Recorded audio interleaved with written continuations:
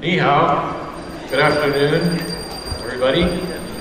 I'm Nick Sabo, the CEO of Global Financial Access, and I'm going to talk about smart contracts. And I coined that term back in 1993, and since then the meetings have evolved in a bunch of different directions, and I will talk about some of these different meetings and my view of smart contracts. So to start off with, I'm going to talk about why we want to make smart contracts. And to start off with that, I'm going to start talking about why we want to make traditional contracts. So we want to make traditional contracts, and the big reasons is because we're helping people by building goods or providing services, and these require combining different diverse people and objects into combinations that produce value for people. So here, for example, we have an automobile engine. It consists of thousands of different parts, and it would be very problematic to try to do that in a single factory because gathering the specialists who know how to do that is very hard. So it gets up distributed around. You have this network of contracts where you outsource parts to somebody, and they might in turn outsource subparts to other people, and you have this whole network of contracts. And so at each step you're doing deals, you're making contracts. And so in a typical contract, we'll call our parties to the contract Alice and Bob. They both want to make a deal that makes them both better off. We want a win-win situation is what they want. And so to do that, even though they might try to cheat each other later on. So what we try to do is contract law allows people to create the rules of their relationship. Allows them essentially to write their own laws regarding their own relationship, their own business relationship. And so doing that requires laying down these rules, and somehow these rules have to be turned into control over assets that people value. So for example, when you do a lawsuit, that involves control over money. The judge can give us monetary damage. So contract law lies at the heart of our businesses and our economy. And you can think of it as the foundation layer, the foundation protocol for our businesses and our economy and the rest that depends on that. And one of the cool things about contracts, as I said, it allows you to write your own laws. You can get very creative with them. And so with smart contracts, we have, as I'll get into, law is a highly evolved area. And so contract law has been evolving since in the European part of the world, Euro-American part of the world anyway, since at least the Middle Ages. And in the Mediterranean world, there was a big flowering and invention of new kinds of contracts, like insurance contracts were invented in medieval times, for example. And so if you go back and look at these and study these, they're very simple one-page documents. They're not the huge, abstruse things, unreadable things that contracts have evolved into today. So you can get a lot of design patterns and inspiration from going back through legal history.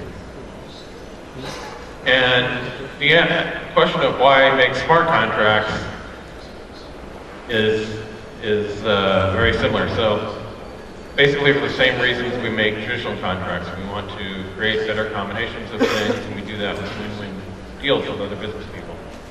So we go with smart contracts over traditional contracts when dry code has an advantage over wet. And I'll talk about the differences between software dry code and lawyers wet code and when they can be complementary and used together.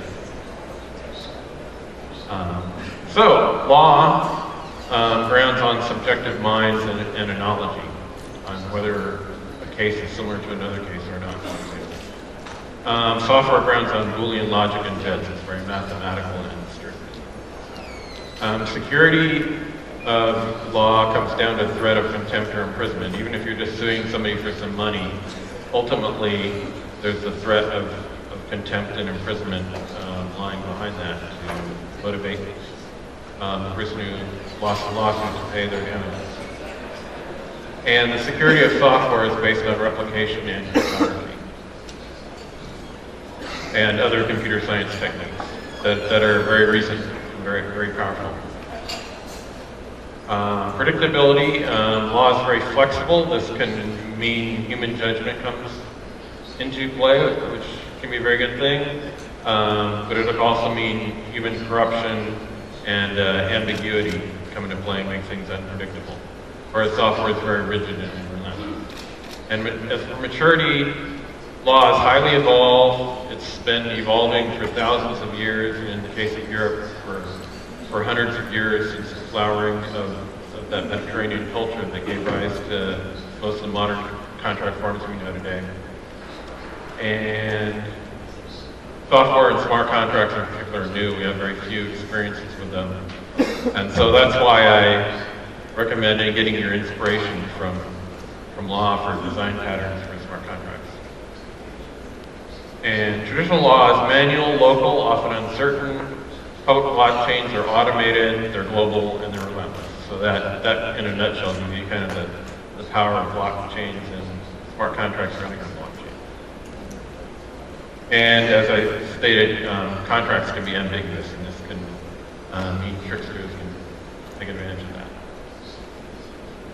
And so now I'm going to talk about some of the different definitions of smart contracts.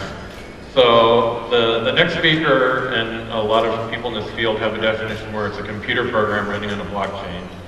And that's fine, but that's a little different than what my meaning was. So I'll go into what my view of it was, having coined the phrase. So Ethereum contract can still be at the core of a smart contract. So it controls assets. It can have conditional code deciding under what conditions, these conditions that arrive and can be seen on the blockchain. And so that shapes incentives. So that's kind of the core of your smart contract. The contract also involves agreement between people. And so for the agreement between people, you need user interface. You need a search for the people to find each other.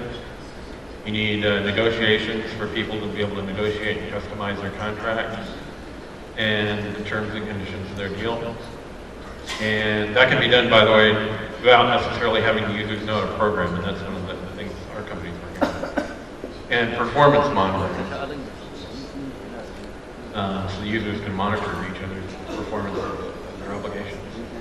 And another big piece that's usually going to happen off-chain is performance verification. So for example, figuring if a parcel arrived at a certain time and place, or a social network marketing thing where you measure things like retweets, likes, and various marketing parameters. There's a couple kind of performances you can verify on-chain, payments and tokens and payments of cryptocurrency.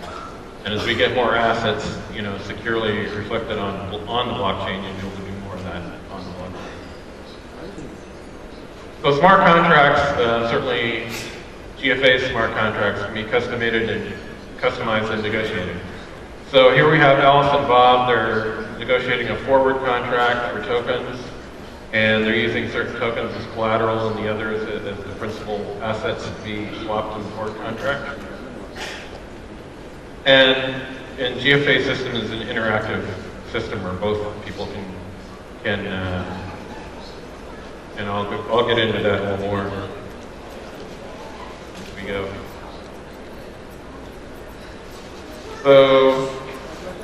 So why two-party contracts? Most people in this space are either doing infrastructure, doing their own blockchains, for example, or they're doing things to connect blockchains, or they're doing their own exchange. They're doing prediction markets, they're doing various kinds of order books on or quasi-on or off the blockchain. And so we're doing two-party smart contracts at GFA, so that's a very different thing. And so I'll explain a little bit why we think that's a good way to go. Exchanges handle only a few standard contracts. If your counterparty needs to customize some terms, you're out of luck. Exchanges aren't trust minimized. The decentralized markets have to sacrifice too much security, and even then they have pretty poor response times compared to normal markets. So it's hard to get away from centralization when you have order books. And order books with a few traders are also usually not very valuable, very illiquid. Whereas all the time we're making contracts with just two parties. That's a normal kind of contract. So deal phases. You can think of going through a deal contract, broadly defined as economists do, and the crux of the deal life cycle is formation, where you commit to a contractor, and GFA system you commit to a smart contract. So prior to that, you have search, you have negotiation, you have performance. After that, after the formation of the contract, you've negotiated it, committed to it. You have performance, and then post-performance, things like collateral management, adjudication, or reputation, and so forth. Things that shape the incentives to what happens during the performance phase. And so the performance phase is, did you perform your obligation? Did you pay the money you promised? Did you do the task you promised to deliver something in a certain place, and so forth? So I'll go through the deal phase innovation. There's been a lot of innovation in the deal phase. Not under the name of smart contracts, but certainly in a similar effect as these unicorns like eBay and Amazon, Lyft, Uber, and Google grew to trillions of dollars in market value. And so I'll give the example of Uber. In the search phase, you have the Uber app tells you what you're a rider who wants to get a ride. So you find out what Uber cars are around. And GPS is helping tell you where you are, where the drivers are, and then Uber calculates who's approximate to you. So you can find who can give each other a ride. And at the negotiation phase, they have a take it or leave it price matching algorithm. So that's a very nice thing, where in retail you normally want to have a take it or leave it thing, so you don't have haggling on retail, which can be very expensive. So Uber's thing managed to be flexible, and it takes account differences of costs to get to one place to another, even during different times of day with congestion and so forth. And it calculates that for that to you. So as long as you both sides can agree to what the computer tells them to do, then everybody's happy and they don't have to haggle. The performance phase, the traditional encrypting your credit card number. But also they have GPS verify, where you've gone and when you've arrived there, where you wanted to go. So, and then post-performance, we have things like ratings, chargebacks, and a thing called algorithmic firing, where Uber has dings the rating of their drivers when they do something in the algorithm, says they've done something wrong or sees they've done something wrong. And so enough of those and you get fired. So throughout the whole life cycle at Uber, algorithms are performing tasks that weren't really possible before the internet and smartphone era to increase the efficiency of this deal end to end. And so what we're doing at Global Financial Access is we've got financial smart contracts that can be composed and negotiated by financially literate non-programmers. So according to the second definition, a smart contract is something by definition is a programming thing, but the way GFA is looking at it is smart contracts are deals between people, and so we want to enable financially literate non-programmers to make financial deals between each other. And so, and the second set of products we're doing are called cash flow products, where there's traditional assets, tying them to a blockchain so that your stocks, bonds, your traditional financial assets that have cash flow. And I'll describe a little more about that later. And those are around financial gatekeepers, and they allow people to do more cross-border investing. It's a very friction-filled thing right now. And these are trust minimized and always seamless. They run on public blockchain. So, well, this might be a little less now since the latest market action, but when I wrote this, it was over 140 billion of value in cryptocurrencies and tokens, but almost no support from Wall Street or other financial centers, traditional financial centers. This is the first problem GFA is addressing. So everything from simple off-exchange trades, loans, fixed income, options, forwards, other derivatives, and synthetic assets, where you combine these all together. We're building tools to trust minimize that using friendly user interfaces and public blockchains. And for financially literate non-programmers. So there's about 5 million accredited investors in the US alone, and there's about 2 million professional programmers. So the population of financially literate non-programmers that can use this stuff is significantly larger than the population of programmers, much less the population of specialized programmers that can do, Solidity programming, for example. And the overlap is small, so we think this greatly expands the market for smart contracts. And smart contracts can be negotiated. So here's a protocol. We drew this, again, inspiration from contract law and traditional contracts. This comes right out of that, the protocol we use, where Alice can make an offer, Bob can accept or reject that offer. If Bob has not accepted or rejected the offer yet, then Alice can revoke the offer. If Bob accepts the offer, then the offer is accepted and smart contract is formed. So very similar to how a contract is formed in contract law. And smart contracts can be customized. So as they're doing this, Alice and Bob can drag and drop in our system, customize their smart contract without having programming skills.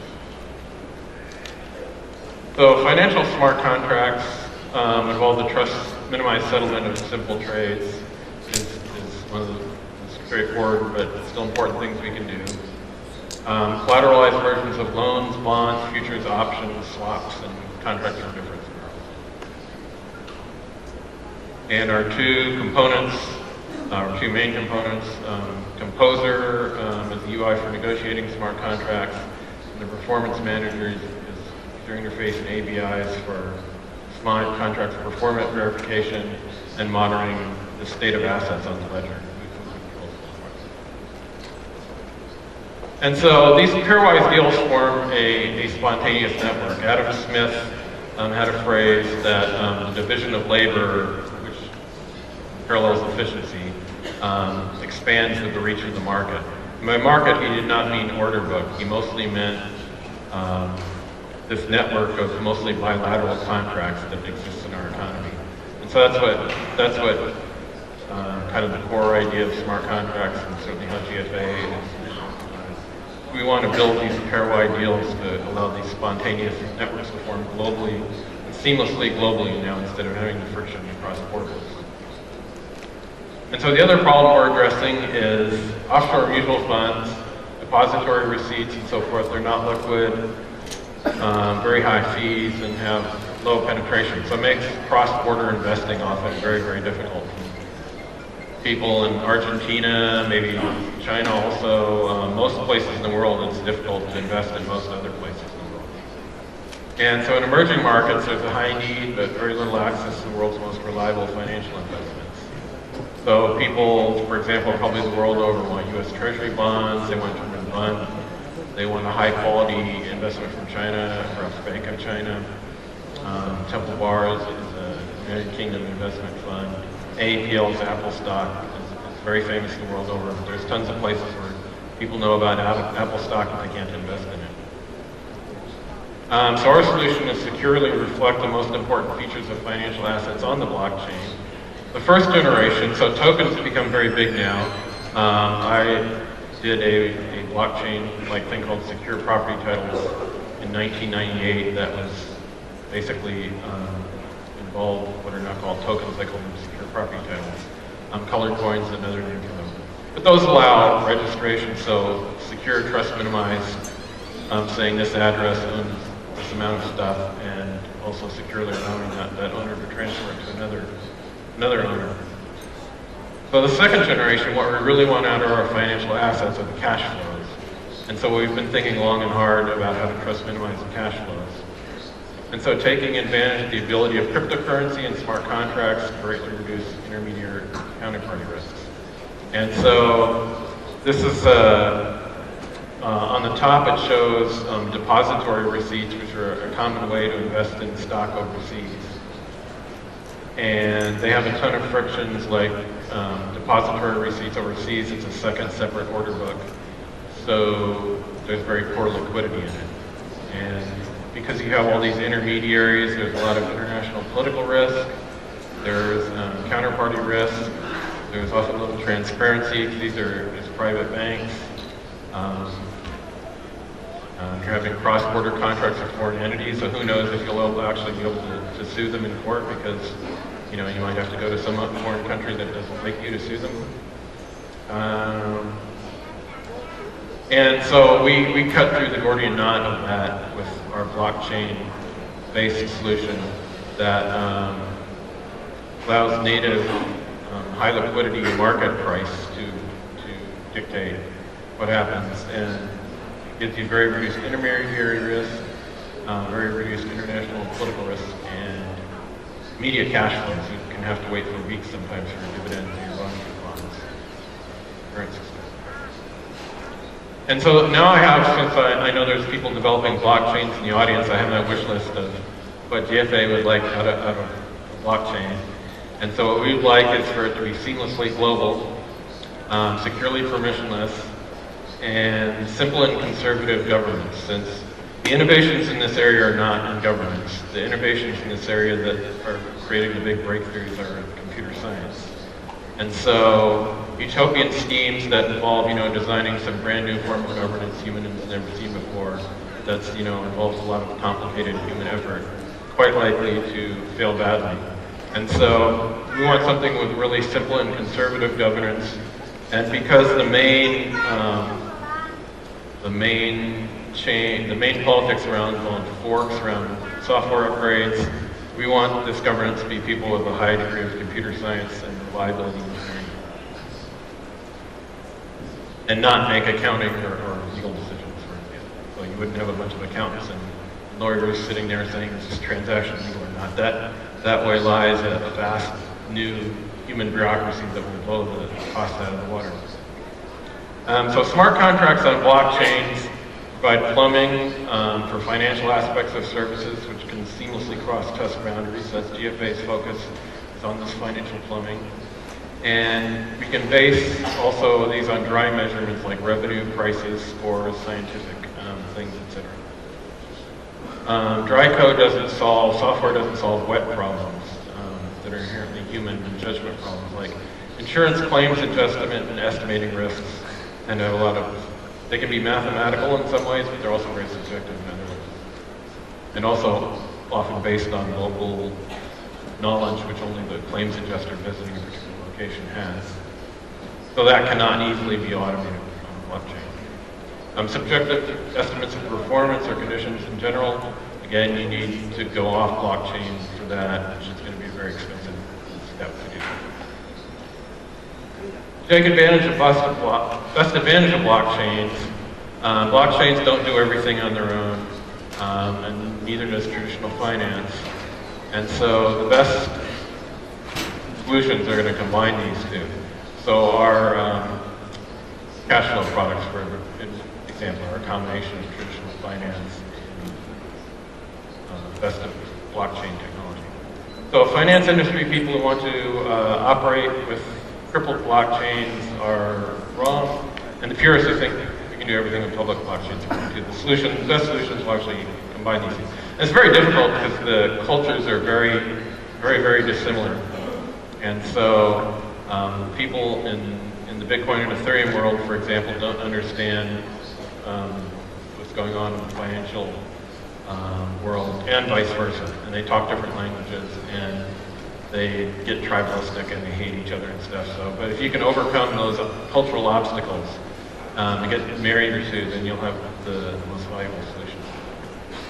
And also, long-lasting laws are highly evolved, and reversing, like the ones that started, for example, the contract law that started, as far as Europeans are concerned, in the Mediterranean world. It's very highly evolved, and it's a better approach than reinventing from scratch. GFA smart contracts can be customized, they can be negotiated, just like you would with normal contracts, traditional contracts. Wet versus dry code, we're learning when to use traditional versus when to use smart contracts. And so we're going to go from era of vending machines to a global financial machine. We have a kind of global vending machine for financial contracts. And Shay, thank you very much.